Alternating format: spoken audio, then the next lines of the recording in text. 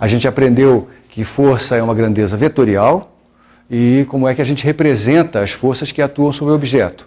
Uma coisa importante é você relembrar que o movimento de um objeto depende apenas das forças que ele sofre e não das forças que ele faz. O que as leis de Newton fazem são enunciados obtidos a partir da experiência que relacionam, portanto, as forças com os movimentos que elas provocam e que relacionam as forças entre si. Então vamos relembrar aqui esses enunciados, né? A primeira lei, chamada também de lei da inércia, é uma constatação de que quando não existem, quando a resultante das forças que agem sobre o objeto é nula, então esse objeto não modifica a sua velocidade. Eu tenho um objeto aqui, esse objeto está sujeito à ação de várias forças. Estou representando aqui as várias forças que estão atuando sobre esse objeto. Nós aprendemos que a força é uma grandeza vetorial e aprendemos na aula passada como é que a gente soma vetores. Então, a força resultante que atua sobre esse objeto é a soma vetorial dessas forças todas. No meu exemplo aqui, são 3 forças, podem ser 20, podem ser 2, enfim. E o que Newton descobriu, na verdade apoiado pelo trabalho dos seus antecessores, é que se a força resultante que age sobre o objeto for nula, então a velocidade desse objeto se mantém constante. Quer dizer, tanto vale para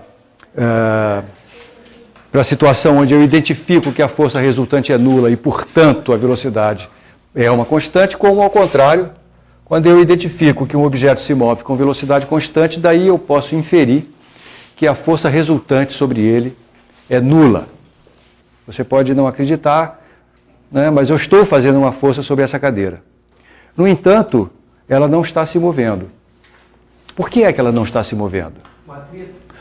Porque, na verdade, existe uma força escondida, né, cuja presença a gente às vezes não percebe, ou demora a perceber, que é a força que, somada à força que eu estou fazendo, vai dar zero. E é por isso que, como a resultante é zero, a velocidade da cadeira permanece constante, ela era zero no início, continua sendo zero. Existem alguns artifícios para a gente reduzir a força de atrito e, com isso, mostrar que, de fato, a ausência ou a diminuição da força de atrito faça com que certos movimentos que, na natureza, cessam rapidamente, como esse aqui, por exemplo, né? Aqui está uma plataforma de madeira, eu empurro, eu dou a ela uma velocidade sobre essa mesa e ela para logo. Não é verdade? Por que ela parou? Por causa do atrito. Quer dizer, a velocidade dela não foi constante, a velocidade dela mudou ao longo desse trajeto. Mudou, então a lei de Newton me diz que como a velocidade não foi constante, a força resultante não pode ter sido zero. E a responsável por isso é a força de atrito. E para mostrar a você que isso é verdade, eu vou dar um jeito de diminuir a força de atrito sobre esse disco. Com isso, quando eu diminuir a força de atrito sobre o disco, ele vai andar muito mais do que ele andou nesse exemplo que você viu. Né?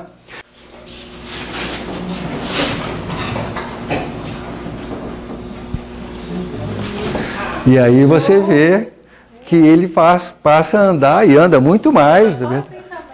Sozinho ele não anda não. Quer dizer, ele anda sozinho. Se você der a ele uma velocidade inicial, então ele vai manter essa velocidade durante muito tempo, porque a força de atrito, que seria a força que provoca uma resultante não nula, está tão pequena que essa resultante é praticamente zero.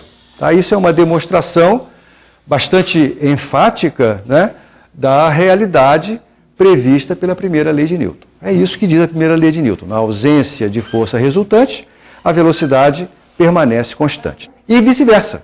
Se eu olho alguma coisa cuja velocidade é constante, eu posso garantir que a força sobre ela, a força resultante é zero. Se ele está equilibrado, significa que as forças que agem sobre ele somam zero. E essas forças são a atração gravitacional, o peso, a força de ação à distância, e a força de contato com a mola, que está sendo medida por essa escala que aqui está, que é para cima. Essas duas forças têm soma zero, porque uma aponta para baixo e a outra aponta para cima. Tá certo? Eu vou continuar, eu vou manter esse objeto com velocidade constante. Qual é a força resultante sobre ele? Zero.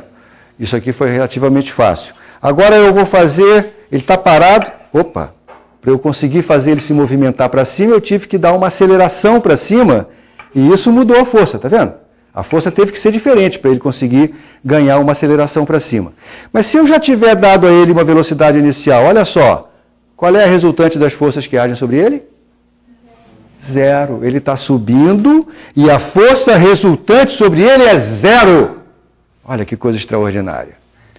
Por que é que ele continua subindo? Ah, porque ele já tinha uma velocidade inicial, que eu dei a ele no início. E quando eu dei a ele, você viu que a força teve que ser diferente para poder dar essa velocidade inicial para ele, para poder acelerá-lo. Mas uma vez que ele já ganhou a velocidade que eu quero manter, a força é sempre a mesma, a resultante zero, e ele continua andando para cima. Tá certo? Então, a lei de Newton nos afirma que em qualquer situação na qual a velocidade de um objeto permaneça constante, a força resultante sobre ele tem que necessariamente ser zero e vice-versa. Essa propriedade que os objetos têm de só conseguirem mudar a sua velocidade se a resultante das forças que agem sobre ele for diferente de zero, tem um nome. Essa propriedade chama-se inércia. A medida quantitativa da inércia é uma grandeza física chamada massa. Então a inércia está associada à ideia de massa. Então objetos que têm massa têm inércia. E o que significa ter inércia? Significa que para que este objeto modifique a sua velocidade, é necessário que a força resultante sobre ele seja diferente de zero. Este é o significado do conceito de inércia. Ah? Muito bem, além desta contribuição de Newton, tem uma outra que a gente já discutiu na aula passada. É conhecida como a terceira lei de Newton, ou lei da ação e reação. Quando eu empurro a cadeira, não importa se ela entra em movimento ou não, ao mesmo tempo em que eu empurro a cadeira me empurra. Não importa se ela continue parada ou se ela entra em movimento. Um bebezinho, quando ele começa a controlar os seus poucos movimentos, ele, por exemplo, quer levar a chupeta na boca. Se ele quer levar a chupeta para a boca, ele faz uma força para a boca, não é verdade? Na direção do movimento que ele quer provocar. Ele quer provocar o movimento da chupeta em direção à boca, então ele faz uma força nessa direção. Quando ele começa a querer engatinhar, ele continua com essa ideia na cabeça de que para provocar um movimento numa certa direção, ele tem que fazer força naquela direção. Então, quando o bebê quer engatinhar para frente, ele acha que ele tem que fazer uma força para frente. E quando ele faz uma força para frente sobre o chão, ele engatinha para trás. E fica irritadíssimo. Pouco mais de uma semana, minha neta descobriu a terceira lei de Newton. Ela descobriu que para conseguir engatinhar para frente, ela tinha que fazer sobre o chão uma força para trás. Porque quando ela faz sobre o chão uma força para trás, o chão faz sobre ela uma força para frente, e é essa a força que ela sofre, e não a força que ela faz no chão, não é verdade? E é por causa dessa força que ela consegue engatinhar para frente. Então são forças que agem em objetos diferentes. A primeira age no chão, a segunda age no bebê. Então elas agem em objetos diferentes e elas têm o mesmo módulo. Eu vou representar isso da seguinte maneira. Aqui está um objeto que eu vou chamar de A, aqui está um objeto que eu vou chamar de B. Se B faz uma força em A, e eu vou representar essa força assim, é a força que B faz em A, então ao mesmo tempo que B faz essa força em A faz uma força em B igual e contrária.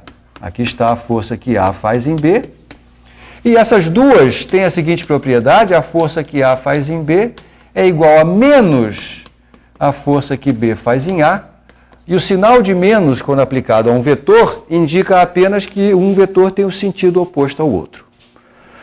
Então, esses dois vetores têm o mesmo módulo, atuam em objetos diferentes, têm a mesma direção e têm sentidos opostos. Este é o conteúdo da terceira lei de Newton, também chamada de lei de ação e reação.